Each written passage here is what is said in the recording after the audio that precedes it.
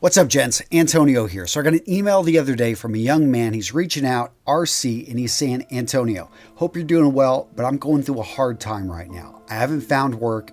I'm trying to bring joy into my life, and it's just not happening. A while ago, my great uncle passed away, and I missed the funeral, and I feel really bad about this. In fact, thinking about it, I believe I'm quite depressed, and I've tried other avenues, but I can't seem to figure out how to get out of this. Mr. Centeno, I look up to you as a healthy, masculine role model, and I'm hoping that you could point me in the right direction. Kind regards, RC. So first up, RC, if you're watching this video, I want to thank you for having the courage to reach out. I also want to extend my condolences to the loss of your great uncle. To lose somebody you care about is tough. To compound that with being out of work, definitely it can put just any guy into a depression. So before I get into my thoughts, I want to be clear. If you are feeling depressed, if you're somebody watching this video and you've gone through something similar, it's okay to seek professional help. I think as men, this is something that's difficult for us to talk about, but guys, if you need help, see a doctor. I've talked about the sponsor, BetterHelp. They're not the sponsor of this video, but check them out. They've got a great service I've used personally. The point is there's nothing embarrassing or wrong to work with a professional to get through this. So that being said, RC, I put together a list of routines that have really helped me over the last year. Not all these are conventional. I haven't seen these on a bunch of lists. These are things I personally do that keep me out of falling into a rut, because I think everybody feels, this sense of, I wouldn't call it depression, but I definitely would call it just feeling down. And gents, really quick, this video is going to be a little bit different than my normal video. I don't have the intro, but I would appreciate it if you enjoy this message. If you've got something to add, let me know in the comments below, and maybe share this with a guy out there that you know is going through a tough time. And if nothing else, gents, you just enjoy the message of this video, do me a favor and smash the like button. It helps it reach more people. So the first thing, RC, that I'm going to recommend to you is just to get out and walk. If you're watching this video, can you be out walking, watching this video? Can you get out even just for 1 minute a day, walking around your house, walking around your apartment?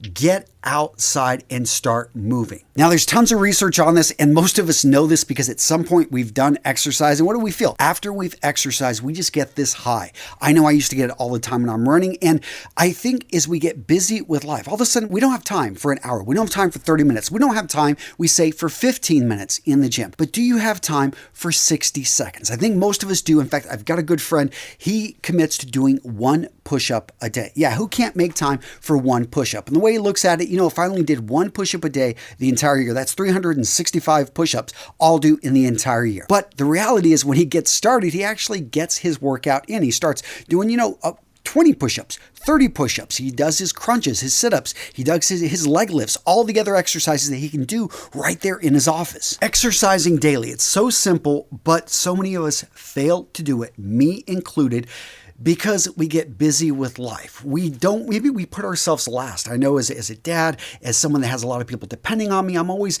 taking this martyr attitude, and it's wrong. You've got to make sure that you make a little bit of time for yourself. In fact, really quick, I want to show you guys my ugly gym down in the basement of my house. People ask me to make workout videos. Guys, I am not an example of a guy that works out every day, but I do have, these adjustable dumbbells, and I absolutely love them because I can do these pullover rows, and I can do 15 of them, if nothing else, in the morning. And I can tell you that starts my day. But what happens once I do 1 set, I end up doing 3 sets. Then I get over to the pull-up bar. Next thing I know, I'm doing squats. I just throw some weight on my back, and all of a sudden I'm doing, 3 sets of 15 sets for squats. Again, doesn't always happen. In fact, right now I'm only getting to the gym maybe once a week. But I can sneak down into my basement even when I'm on a phone call. Just earlier today, I was on a phone call with the guy that's going to help me build my house. And I'm taking the call downstairs, so I'm kind of multitasking, getting things done. The next tip that's got me out of a rut whenever I'm just feeling down, feeling a bit depressed, is exposing myself to new ideas and to new things. Many of you guys have probably noticed on the channel, it's like he's talking about some interesting stuff. That's because I started getting back into doing research. I think for a while, I got very comfortable with the channel just talking about those lists. And I said, how about I go back and I study my history? So yes, we are going to be talking about the Yakuza. We're going to be talking about bikers and why are they so stylish? And what I found is doing the research for these topics, it's enjoyable. It's made me excited about creating again. I know not everyone's a content creator, but you can control the information that's going in. Instead of just watching the news or mindlessly scrolling across social media, could you be listening to an audiobook? I was just getting through, anyone know about the Master and Commander series? amazing set of books. And it's really just turned me on to naval history and, just Jack and Stephen and the way that these two guys play in and the stories. What I also like about books is they've got an end. They also usually have a good point. They've got their ups, they got their downs, but overall it's so much better than the news and so much better than just scrolling through social media that never ends. And let's face it, for the most part, is depressing as hell. Now in that same vein, let's talk about music. I've created my own custom playlist, whether I'm in the office, whether I'm at the house. And as many of you guys know, music is just one of those things that, especially when the song means something to you, it just touches the soul and it can totally change your state of mind. It can take you from being blah to, all of a sudden just feeling great, bringing in, flooding you with good memories. Songs that really do it for me: The One by Elton John, Sia's Cheap Thrills, John Newman's Love Me Again, Guns N' Roses' Rocket Queen, The Motels' Only the Lonely, My Maria by Brooks and Dunn, Alabama's Give Me One More Shot, I Want to Know What Love Is by Foreigner, Smokey, Living Next Door to Alice, Bob Seger, Still the Same. And if you want to take it to a whole other level, listen to albums the way they were meant to be listened to. If you're going to do that, I highly recommend Fleetwood Mac's Rumors, Bob Marley and the Wailers' Legend, Led Zeppelin's 4 album. So RC, take the time and put together a list of songs, maybe of audiobooks, things that have meaning to you and that just pump you up, get you excited, especially when you're going to work out, but even just simply being around the house doing dishes. Next up, let's talk about the addiction, RC, your phone. And that's what I actually call it with my kids. I'm like, hey, how much time did you spend on your addiction today? Because I want them to understand that if they're not paying for something like TikTok, they are the product. TikTok's making money off of them. Snapchat, is not their friend. And I always ask, hey, do this once a week. What was your screen time? Now, I like this question. My kids don't so much, but I think all of us should look at our screen time because it's straight up a fact. It's right there, and we can see how much time daily on average we're spending on our phones. There are 3 things that I do that helped me spend less time on my phone. 1, notifications are turned off. That one's the obvious one. Next up, I turn the phone off when I'm not using it. Not all the time, but multiple times a day. It drives my wife crazy. It's a small barrier, but I find it's enough because of that 45 seconds to a minute it takes for the phone to turn back on that I'm not just jumping on the phone to waste time to scroll social media. The final tip is to keep your charging station downstairs and to leave your phone downstairs charging at night, not in your bedroom. In our house, on weekdays, we've got a curfew of 8 p.m. That's when people need to be off the phones, getting ready for bed, reading. You can do all types of other things, but you can't be on your phone. They need to be downstairs at the charging station. 1, this kind of keeps me accountable because every phone needs to be there, but also you don't want the phone in your bedroom. Seriously, it's too much of a temptation. It's like being surrounded by donuts if you're trying to eat healthy. I mean, a glazed donut? Ooh, just thinking about it, my mouth is watering. But if you've got those things around you, you're going to eventually fall into that temptation. So just keep it out. Now, this next one, I'm ashamed to say that I procrastinated on for 2 years. But when I finally did it, we're talking a total of 20 minutes. I just printed off a whole bunch of pictures. I'm talking about my vision board, having a vivid vision of where I want to be in 3 years. Now, I finally took action on this because I was reading the great book, High Performance Habits by Brendon Burchard, and I've read it multiple times, but my wife said something the morning I was reading it that really, those 2 things hit me at the same point. And she's like, I've gone through a lot of your journals when I was in the military, and she's like, you hit all of your dreams, all your goals. You wanted to have a family that loved you. You want to be running a multi-million-dollar business. You wanted to have a home. Like, we knocked through all of these things. She also found the list of which I was deciding, was I going to marry her or not? Thankfully, I am a very transparent person, so I said everything was legitimate there, and I did marry her. But Brendon Burchard, in his book, he was very clear. High performers, oftentimes they reach their visions and they forget to reset them, to actually have further visions. And I realized this is what had happened to me. I had outgrown my old visions and I didn't have really some goals. Yes, I had talked about some things, but I didn't have a place where I could see it. And before, I had written this stuff all out in journals and I wasn't doing that anymore. So I took 20 minutes and I just started printing off pictures. As you can see right here, I've got Mission fragrances and you got the dollar bill here that says lonely. Aaron Marino has been yelling at me. I need to make these sets more available. I need to launch more often. I just need to be selling more of these Mission fragrances. And he's exactly right. Next up, you can see this picture of my family. I've got my immediate family plus my Ukrainian family. My nephews are now living with me permanently because of the war in Ukraine. My sister-in-law, she went back to Ukraine to be with her husband. But I've got my mother-in-law. I've got 7 kids I'm looking out for and a wife I like to spend time with. So it's now very easy for me to say no to opportunities that are good but not great because, hey, I only have so much time and I want to be able to spend as much time as I can with the people I love. I've also got a new picture of my future house. Now, this is an early rendering of it, but it gives me, I've already bought the land.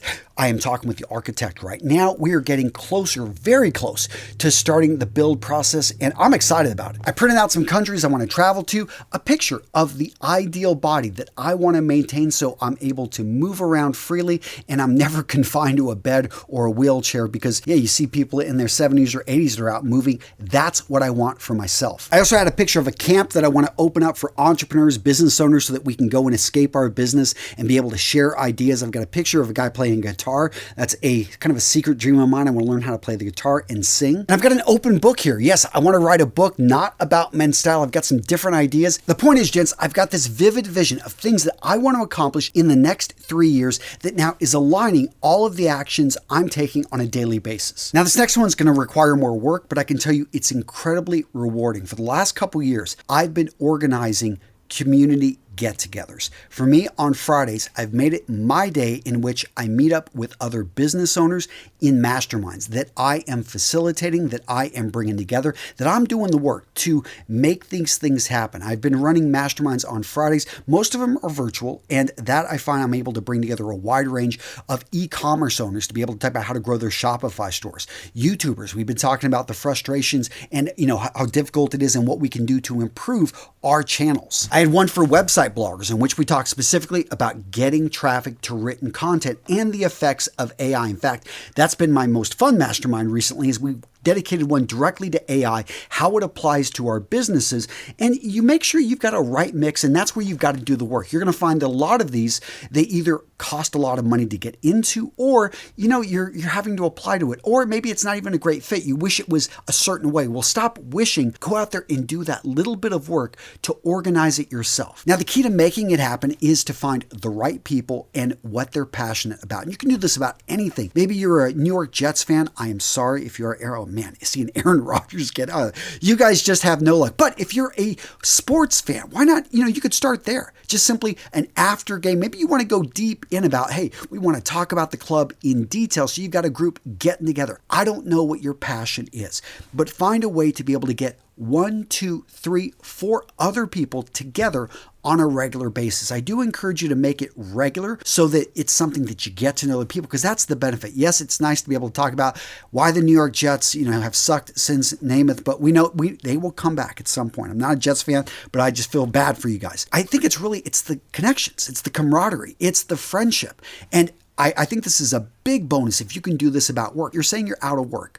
Well, what work are you doing on the side to feel fulfilled? I think it was in the book, The Wealthy Gardener. My friend John Saforic, he wrote about how even if you're just doing manual labor, I know maybe you're a draftsman, maybe you're an architect, maybe you're someone that you've got a skilled trade. Well, there's nothing wrong with working with your hands, because there is tons of work out there that needs to be done. Yes, it may not be paid. Yes, it may be volunteer and working on somebody's house that, is confined to their home. But you know what? That person appreciates it. And what it does for you, instead of, you spending an hour, you're not even maybe looking for a job, because again, you are feeling down. I'll tell you, you're going to feel a lot better yourself when that neighbor across the street is going to look at their lawn and how you cleaned it up. And yes, it only took you a couple hours. You're able-bodied. Maybe you spent $5 on gas, but all of a sudden you made somebody's day, and you've got this great feeling, a sense of accomplishment that you are capable of. It may be a small thing, but it wasn't a small thing to that person. And in the bigger scheme of things, it's reinforcing what you know about yourself, that you are a great person on the path to even better things. And really quick, RC, and I don't mean to overstep, but I do want to talk to you about, missing the funeral of your great uncle. Man, you got to forgive yourself. I don't know what the circumstances were, but I've been in that same situation. I had one of my best friend from high school. I remember when he died, electrocuted. When that happened and I got the call, my wife had just given birth to my son. I was on the other side of the world in Ukraine. And, this is 2004. And I remember that I couldn't leave her. And at the same time, I felt that I needed to be back in Midland, Texas. I hadn't talked to that guy for a decade, but it was somebody that had been important in my life, and I didn't go to his funeral. That being said, as soon as I could, I made it back there to Midland, Texas. I visited his grave, and I realized that, yeah, I had one person question me about it. Why didn't I come back? Well, and I, straight up, this is what it was. And I don't know why you didn't attend, but you can't change the past. We know this, and you need to forgive yourself. You need to realize, hey, I'm going to do what I can with what I've got today. And I think your great uncle, he's looking down and he's supportive of you becoming the man you know yourself to be. And what video to watch next? Well, boom, I got you covered with this one right here. Yeah, go check it out. Solid video. I thought it was a good one. Boom, right there, gents. Yeah, click it. Magically, you'll go to the next video.